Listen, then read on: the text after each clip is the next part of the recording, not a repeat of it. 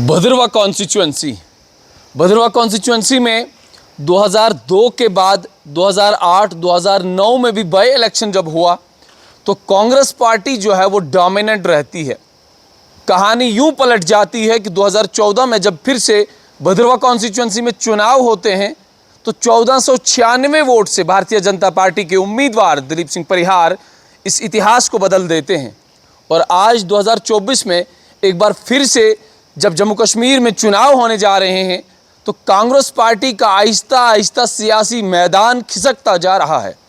आज भी हम देख रहे हैं कि भदरवा कॉन्स्टिट्यूंसी में जब इंडियन नेशनल कांग्रेस को और नेशनल कॉन्फ्रेंस के बीच में फ्रेंडली अलायंस कहा जाता है तो बहुत सारे वर्कर्स जो इंडियन नेशनल कांग्रेस के साथ 2000 से जुड़े हैं, आज भी साल 2024 के बाद आज वो कहीं भी ज़मीनी स्तर पर दिखाई नहीं दे रहे हैं। मेरे साथ बीडीसी चेयरपर्सन अब्बास साहब हैं, इनसे जानने की कोशिश करते हैं क्या आपने सियासी मैदान जो है अभी चुनाव लड़ने से पहले ही हार दिया है। अब्बास साहब, आज जो है आप इंडियन नेशनल कांग्रेस के साथ कहीं भी दिखाई नहीं दे रही हैं, जहां भी इनकी रैलीज जा रही हैं वहां आप इनके साथ कहीं भी दिखाई नहीं दे। हालांकि अगर बात की जाए तो अब्बास राथर जो है राइट हैंड माने जाते थे मरहूम मोहम्मद शरीफ नियाज़ साहब के। आप शाना बशाना उनके साथ चलते थे, पब्लिक गैदरिंग आप करते थे, पब्लिक मीटिंग्स करते थे और जहाँ भी कहीं जनसभा होती थी उनके साथ शाना बशाना आप चलते थे। आज अचानक ऐसा क्या हुआ कि आपका कहीं ऐसा लगता है आपको कि आपका सियासी मैदान जो है वो आहिस्ता आहिस्ता खिसकता जा रहा है? बहुत बहुत शुक्रिया वानी साहब, आपने अपना कीमती वक्त निकाल करके हमसे सवाल किया। बहुत अहम सवाल है। मैं एक शेर से शुरुआत करूँगा।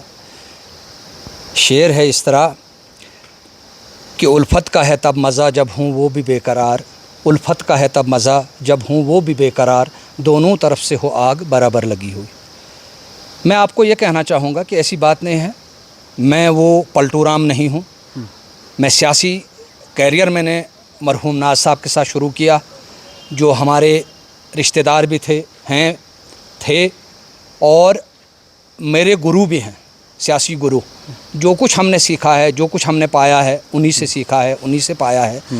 आज मैं आपके माध्यम से उनके लिए अल्लाह से दुआ करता हूँ कि अल्लाह ताला उनको जन्नतुल फिरदौस में आला से आला मकाम अता करे और उसका कंट्रीब्यूशन और उसका सेक्रीफाइस किसी से ढका छुपा नहीं है। उनका वो बड़े डाउन टू अर्थ थे, वो ज़मीनी सतह के लीडर थे। उनको ज़मीन का पता था कि कहाँ पर क्या है, कहाँ पर क्या नहीं है, और वो अपने वर्करों के साथ 24 घंटे रात दिन जुड़े रहते थे। उनको कभी ये क्रीज़ भी नहीं होती थी कि मैं बड़ा हूँ, क्योंकि जब भी आप में क्रीज़ आ जाती है तो आप समझ लेना कि वो आपके डाउनफॉल की शुरुआत है।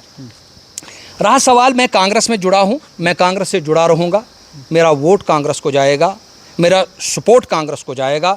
इस वक्त हमारा कैंडिडेट जो है बहुत मजबूत कैंडिडेट है और बहुत जब मजबूत है तो आप उनके साथ शाना बशाना क्यों नहीं? इसीलिए तो मैं कहने जा रहा हूँ ना। अच्छा, जब जब कैंडिडेट मजबूत हो, कैंडिडेट आवाम के साथ 24 घंटे जुड़ा रहा हो और जहाँ कैंडिडेट को कम से कम अगर अल्लाह ने चाहा तो 10-12 हज़ार से जीत भी होगी, तो इसलिए ज़्यादा ज़रूरत महसूस नहीं होती है कैंपेन करने की। अच्छा, आपको ज़रूरत ही नहीं कैंपेन करने? हाँ, अब कैंडिडेट जब मजबूत हो तो।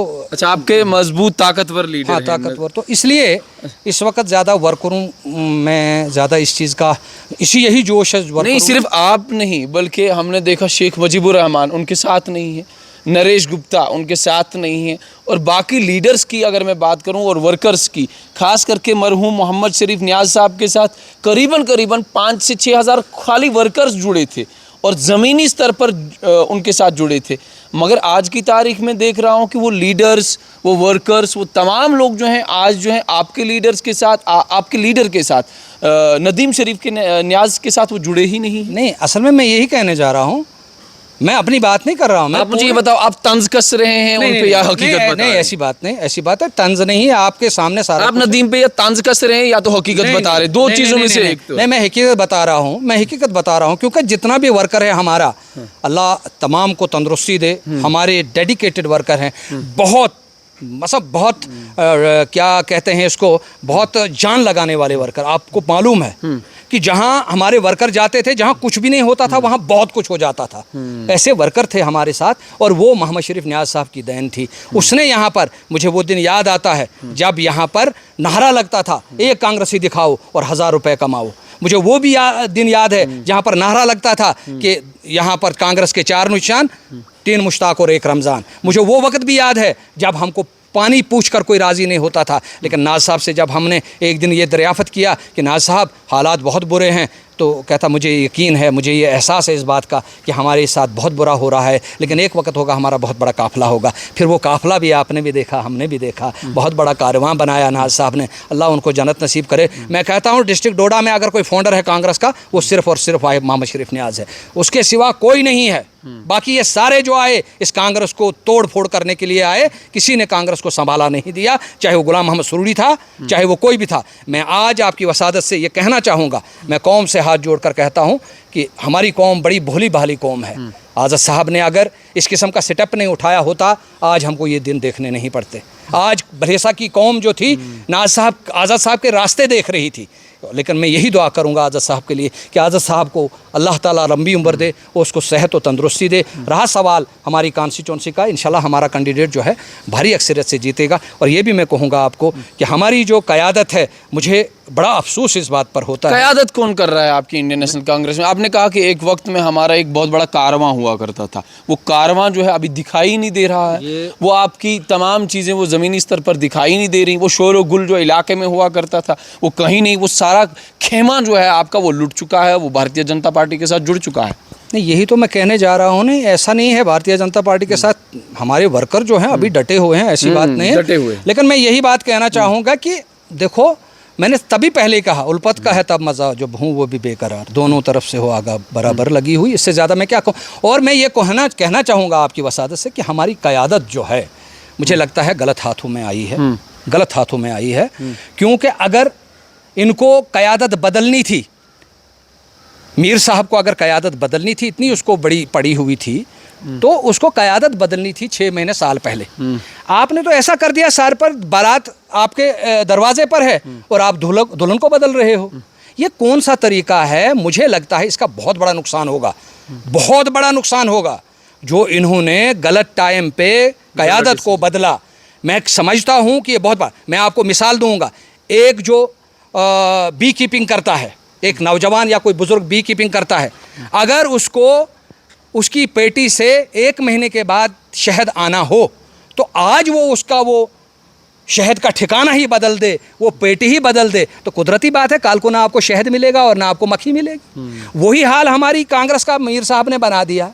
मुझे समझ नहीं आती है कि राहुल गांधी जी जैसे इंसान को किस तरह ट्रैप कर दिया इन्होंने, और एक ऐसे आदमी के हाथ में क़यादत दे दी जो स्टेट के बारे में अलिफ भी नहीं जानता है। जो पहले था, कम से कम इसको 6 महीने पहले बदलना चाहिए था। वो जो बनता नया बंदा, मतलब आप ये कह रहे हैं कि तारिक हमीद कर्रा को कुछ नहीं मालूम? क्या मालूम है उससे, क्या मालूम है उससे? कम से कम 6 महीने पहले तो उसको आना चाहिए था। अगर 6 महीने पहले होता, वो कम से कम डिस्ट्रिक्ट लेवल पर आता, कम से कम तहसील लेवल पर आता, उसको वर्कर्स के बारे में पता चल। जाओ आज पूछो करा साहब को कि कहाँ कौन वर्कर है, कोई पता नहीं उसको। तो ये होना चाहिए अगर आपको क़यादत बदलनी है यार। क्यों? और इन्होंने इस जनाब वैली का जनाजा निकाल दिया। आप देखो, फ्रेंडली फाइट। आप मुझे ये समझाओ, आप भाषण से भटक रहे हो, आप टॉपिक से भटक रहे हो। एक तरफ से आप कह रहे हो हम 12,000 वोट से जीत चुके हैं, और दूसरी तरफ से आप कह रहे हो कि चिनाब वली का जनाजा निकल चुका है।